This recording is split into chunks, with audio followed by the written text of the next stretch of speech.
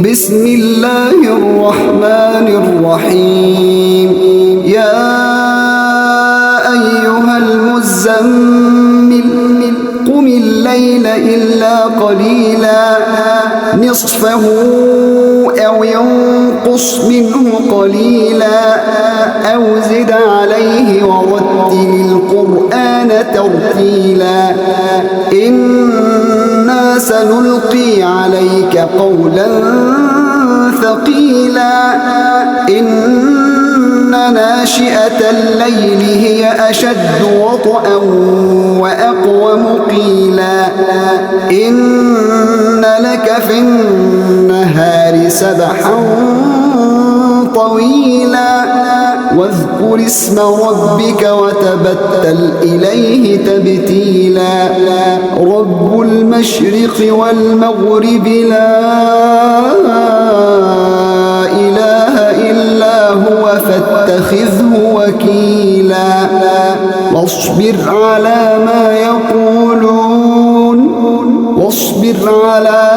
يقولون واهجرهم هجرا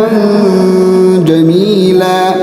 وذرني والمكذبين أولي النعمة ومهلهم قليلا إن لدينا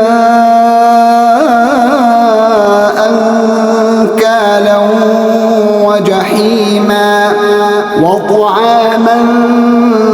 ذا غصة وعذابا أليما يوم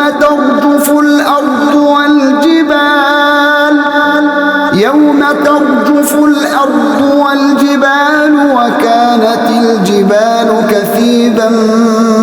مهيلا إنا أرسلنا إليكم رسولا شاهدا عليكم كما أرسلنا إلى فرعون رسولا فعصى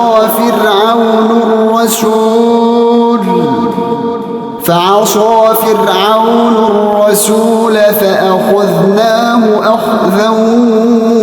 وبيلا فكيف تتقون إن كفرتم يوما يجعل الولدان شيبا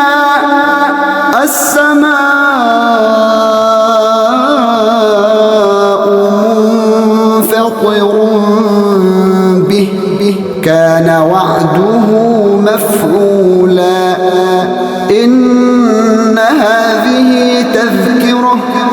فمن شاء اتخذ إلى ربه سبيلا إن ربك يعلم أنك تقوم أدنى من ثلثي الليل ونصفه وثلثه وطائفة من الذين معك والله يقدر الليل والنهار علم أن لن تحصوه فتاب عليكم فاقرؤوا ما تيسر من القرآن علم أن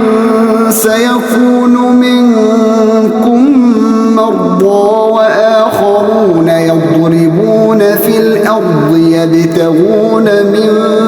فضل الله وآخرون يقاتلون في سبيل الله فاقرؤوا ما تيسر منه وأقيموا الصلاة وآتوا الزكاة وأقرضوا الله قرضا حسنا وما تقدموا لأنفسكم من خير تجدوه عند الله هو خيرا وأعظم أجرا واستغفروا الله إن الله غفور